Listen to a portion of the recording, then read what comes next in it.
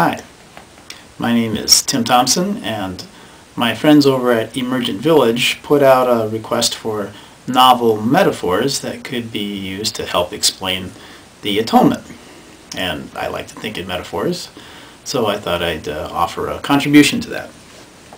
The metaphor I want to share with you is one I call the L-shaped pipe, and I'm going to be illustrating it using this very attractive piece of tubing that I got from the local Axeman surplus store. The essence of the metaphor is it starts off by saying, how do we describe what does it mean to be human? And it says, the real essence of being human is that we're created to be connected to God so that we can serve as a conduit for the love and the forgiveness and all the gifts of God that flow through us and then out to our neighbors in love and service. So the three essential features of what does it mean to be human is to be connected in relationship to God and then serving in relationship to our neighbor, and to have this shape where we participate in directing things out into the world rather than just letting it pass through. If you start with that as a description of what does it mean to be human, you can then sort of tell the story of creation and fall and redemption through the metaphor.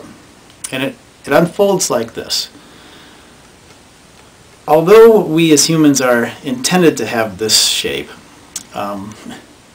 sin shows up in our tendency to start to say, I really would like to take all this stuff that I'm sending off to other people, and I'd like to pull that around and give it to myself. Rather than serve your neighbor, serve yourself.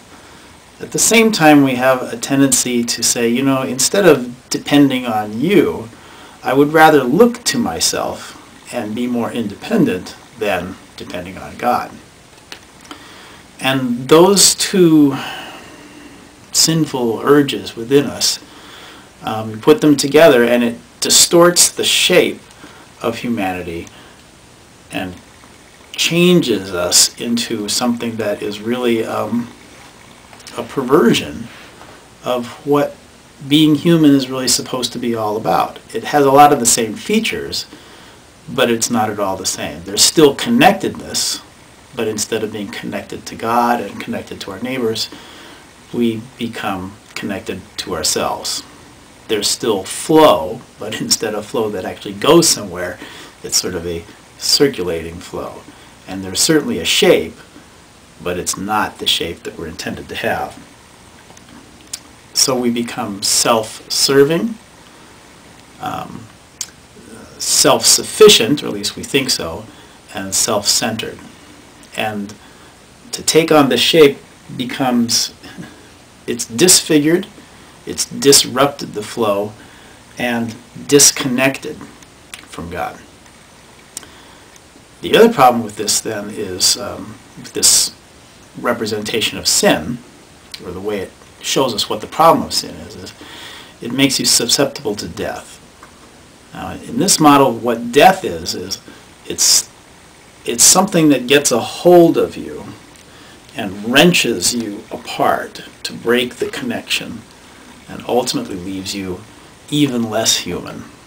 It leaves you dead. Death is this wrenching action of breaking things apart.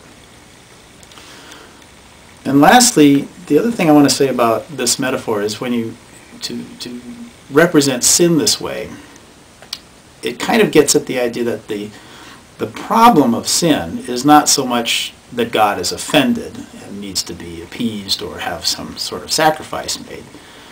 Certainly it is offensive to God to pull away. But the problem of sin is the condition. It's the question, how are you going to be connected to God when you've broken that connection and become stuck in upon yourself? And if you happen to know the theological terms, you'll recognize this as Curvatus in se, one of the definitions for the condition of sin as being curved in on yourself. In the second part of this video, I'm going to then take this and use it as the basis for an explanation of atonement, the metaphor for atonement.